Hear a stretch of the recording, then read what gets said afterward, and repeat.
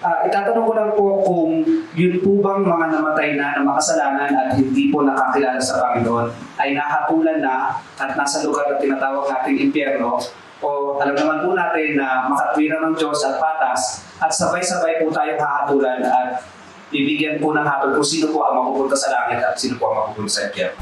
Alam mo kapatid na Alfred, kaya nga mayroong tinatawag na paghuhukom, yung last judgment, dahil yun ang determining event kung saan mapupunta ang tao. Yung namatay ngayon, hindi pa yun pinaparusahan. At yung mga namatay naman na matutuwid, hindi pa naman sila nag-e-enjoy ng eternal life. Hanggang ngayon, nakapahinga pa sila yung mga matutuwid. 14, 12, 13 ng Apokalipsis. Narito ang pagtitiyaga ng mga banal, ng mga nagsisitupad ng mga utos ng Diyos at ng pananampalataya ni Jesus. At narinig ko ang isang tinig na mula sa langit na nagsasabi, "Isulat mo, mapapalad ang mga patay na nangamatay sa Panginoon mula ngayon. Oo, sinasabi ng Espiritu upang sila'y magpahinga sa kanilang mga gawa, sapagkat ang kanilang mga gawa ay sumusunod sa kanila." Nagpapahinga pa lang yung patay. Hindi pa sila nag-i-enjoy ng pangako. Nasa kasalukuyan sila ng pagpapahinga, naghihintay sila ng Judgment Day. Yun namang masasama, habang hindi pa naghuhukom, nakakulong sila, yung espiritu nila nakakulong. May kulungan ng Diyos sa espiritu ng mga taong mga rebelde. Basahin natin ang unang Pedro 3:18. Sapagkat si Kristo man ay nagbataring minsan dahil sa mga kasalanan, ang matuwid dahil sa mga di matuwid, upang tayo'y madala niya sa Diyos. Siyang pinatay sa laman, ngunit binuhay sa espiritu.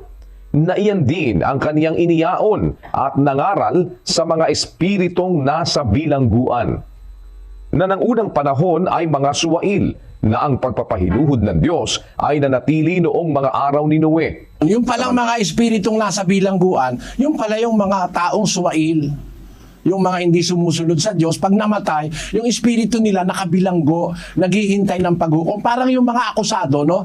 Akusado ka, hindi ka pwedeng magpiyansa, nakabilanggo ka, naghihintay ka ng hearing nung pagdinig ng kaso mo. Ngayon, pagdating ng paghukom, ang nangyayari ganito. Sa 20:11 ng Apokalipsis, ganito nakasulat.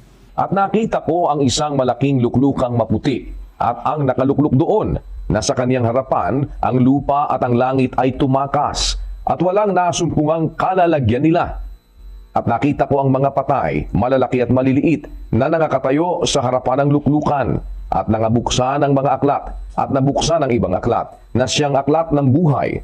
At ang mga patay ay hinatulan ayon sa mga bagay na nasusulat sa mga aklat, ayon sa kanilang mga gawa. Yan ang tinatawag na last judgment. Kung kailan, bago mangyari yung last judgment, mawawala na yung langit at lupa. Para pag nawala yung langit at lupa, mari-reveal, makikita ng lahat yung trono ng Diyos. Nakita ko ang isang malaking luklukang maputi, a great white throne.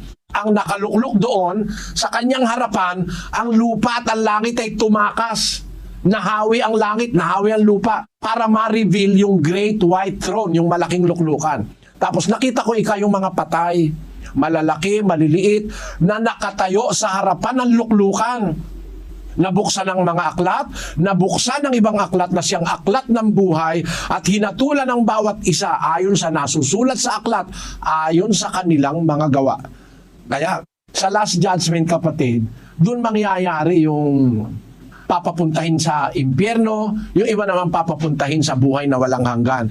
25:32 ng Mateo. At titipunin sa harap niya ang lahat ng mga bansa, at sila'y pagbubukdin-bukdin niya na gaya ng pagbubukod-bukod ng pastor sa mga tupa at sa mga kambing. At ilalagay niya ang mga tupa sa kaniyang kanan, datapwat sa kaliwa ang mga kambing. Kung magkagayoy, sasabihin ng hari sa nangasa kaniyang kanan, "Magsiparito kayo, mga pinagpala ng aking ama. Manahin ninyo ang kahariang nakahanda sa inyo, buhat ng itatag ang sanglibutan." 31. Kung magkagayoy, sasabihin naman niya sa mga nasa kaliwa, "Magsilayo kayo sa akin, Kayong mga sinumpa at pasaapoy na walang hanggan na inihanda sa diablo at sa kanyang mga anghel. Ayun, dun lang magpaparusa pagkatapos ng judgment. Yung mga nasa kanan, manahin ninyo ang kahariang nakahanda sa inyo. Yung namang nasa kaliwa, lumayo kayo sa akin, sabi ng Panginoon, pasaapoy kayong walang hanggan na inihanda sa diablo at sa kanyang mga anghel. Yan ngayon yung panahon na paparusahan na sila. Pero para sabihin mo, ngayon pa lang nagdudusa na sa purgatorio, meron nang nasa limbo, maling aral yon, wala sa Biblia yung purgatorio. Samantalang wala pang paghuhukom, ang mga kaluluwa ng mga taong banal nagpapahinga. Yun namang espiritu ng mga taong masasama nakakulong. Pagdating ng araw ng paghuhukom, ay gigisingin lahat.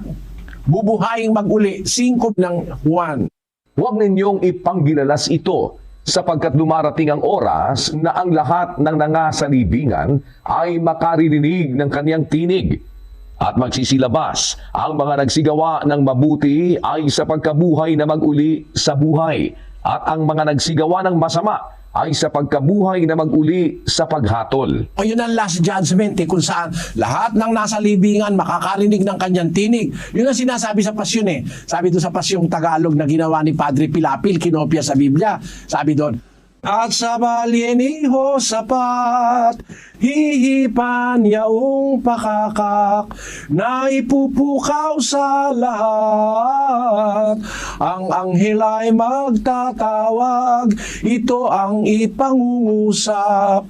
Bangon kayo mga patay, magsidulog kayong tunay, sa mataas na hukuman, niyong sumakop sa tanan, haring makapangyarihan. Ayun, meron paghuhukom talaga Huwag kang magpakaligaya ngayon, huhukuman ka. Lahat ng gagawin mo sa buhay, pagsusulit mo sa Diyos. Nang babae ka, magsusulit ka. Nagsinungaling ka, magsusulit ka. Pumatay ka, magsusulit ka. Kaya bago dumating yung paghukom, dapat magsisi na tayo para mapatawad tayo ng Diyos. Naunawaan mo sana, kapatid na Alfred. Iniwanan po at maraming salamat po. Salamat sa Diyos. Samahan ka nawa, kapatid. Magsuri ka, umalis ka sa baptist. Kalimutan mo munang baptist ka, makinig ka sa ating indoctrination session. Yung baptist, mali yan. Pangalan pa lang, mali na Baptist Church. Tinanong ko yung pastor ng Baptist sa Angeles City, no? Sabi ko, itong mga members mo, anong tawag? Baptist daw. Yung bang mga members mo, nagbabautismo? Hindi raw. Mali! Bakit mo tatawagin Baptist? Hindi naman nagbabautismo. Si John the Baptist, nagbabautismo. Kung hindi ka naman nagbabautismo, binabautismohan ka lang, paano ka naging Baptist? Ang aral na yan, mali. Pangalan pa lang ng iglesia, mali na, Baptist Church. Meron ka ba mabasa sa Biblia Baptist Church? Wala yun, kapatid. Huwag ka magagalit, nagmamalasakit lang ako sa kaluluwa mo. Biro mo, halimbawa, 10 taong kang Baptist. 10 taong ka naluloko. Ang tawag sa alagad ni Kristo, Kristiyano, hindi Baptist. Hindi Adventist, hindi Mormons. Ang dapat Kristiyano. Basa sa unang Pedro, pakinggan nyo. 4:16. Ngunit kung ang isang tao ay magbata na gaya ng Kristiyano, ay huwag mahiya, kundi luwalhatiin ang Diyos sa pangalang ito. Ang tawag sa mga tagasunod ni Kristo, Kristiyano, yun ang pangalang itatawag sa kanila ng mga tao, Kristiyano. Katunayan, 11:26 ng Gawa. At nang siya'y kaniyang masumpungan, ay kaniyang dinala siya sa Antioquia. At nangyari na sa buong 1 taon, sila'y nakisama sa iglesia at nagsipagturo sa maraming tao. At ang mga alagad ay pinasimulang tawaging mga Kristiyano sa Antioquia. Tinan mo ang tawag Kristiyano, tapos ang tawag sa'yo Baptist. Paano yun? Hindi ka alagad ni Kristo. Ang alagad, pinasimulang tawaging Kristiyano. Ang tawag sa'yo Katoliko. Ba't ganun? Ba't ganun? Mali! Bino mo, ang alagad tinawag na Kristiyano, ang tawag naman sa'yo Mormons, yung iba naman Adventista, yung iba naman Saksi ni Jehovah. Napakamali. Nagkalat ang mali. Sa lahat ng banig ng mundo, maaapakan mo mali. Pasensya na kayo mga kababayan, no? Napakamali talaga. Sa tawag pa lang, magkakaintindihan na kung tama o hindi para napatawag ka ng Baptist, hindi ka Kristiyano noon. Kasi ang mga alagad tinatawag na Kristiyano. Huwag ka kayong mahiyan tawaging Kristiyano. Luwalhatiin niyo ang Diyos sa pangalang ito. I am proud to be a Christian. Adios, kapatid na Alfred.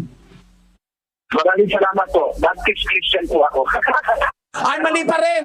Kapatid, mali pa rin. Huwag mo ipilit yung mali. Mapapahama ka niyan. Ayaw kang sumuko sa karunungan ng Diyos sa Biblia. Hindi ka baptist. Hindi ka naman nagbabautismo eh.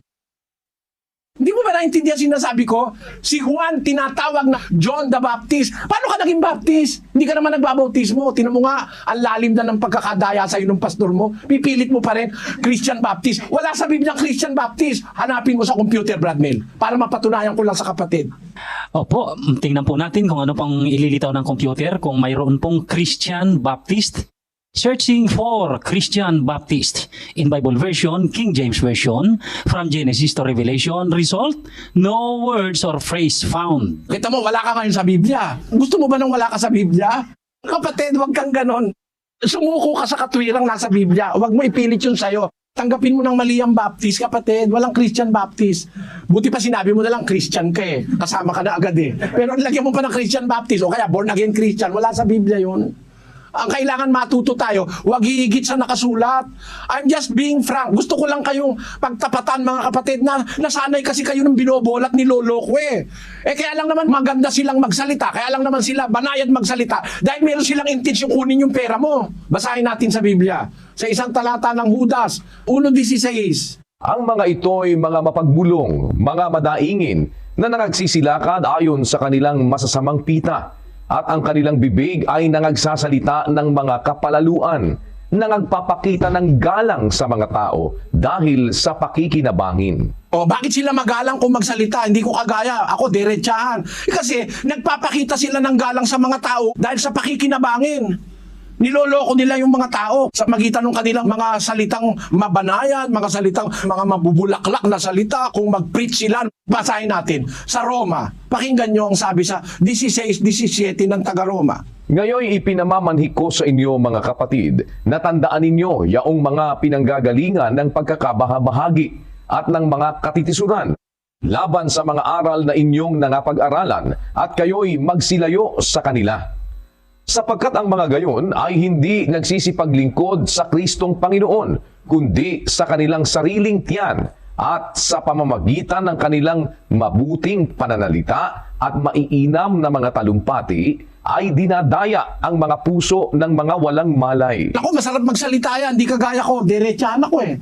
Yung mga yan, sa magitan ng kanilang mabuting pananalita at maiinam na mga talumpati, dinadaya nila ang mga puso ng walang malay. Kaya, pasensya na kayo sa akin mga kababayan at saka sa mga ibang nakikinig. Talagang pagkamali, sasabihin ko eh. Hindi, kayo naman ang magsabi kung mali ako. Nasa Biblia kasi. Kailangan matuto tayo sa nakasulat, not beyond what is written. Kung ang nakasulat Christian, huwag mo nang lagyan ng born again. O kaya huwag mo nang lagyan ng Christian Baptist. Kapatid, mali yung walang Baptist na iglesia, Baptist sa Biblia. Wala yan. Maling connotation yan. Baptist church, it can be a Baptist church if all you baptizes. But it is never in the Bible because not all brethren in the Bible, in the true church, are baptizing. They are all baptized, but they are not baptizing. So they must not be called Baptist. Salamat sa iyo kapatid ha. Huwag ka magagalit.